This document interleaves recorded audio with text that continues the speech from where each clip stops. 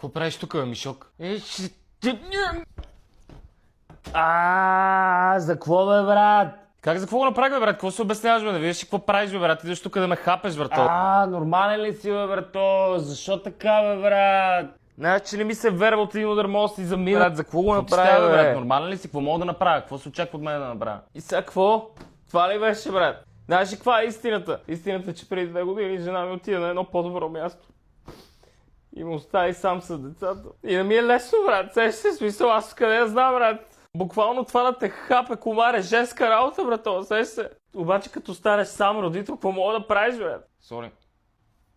Не, бе, сами стана тъпо и такова, човек. Не, бе, споко, не го мисли, брат. Това е оттам, брат. Не пръскаш се с него и комарите няма те закачат, брат. Включително и аз. Ево, брат, мерси много. Ай, скивам се. Аре, и пази се, брат. И поздрави на семейството.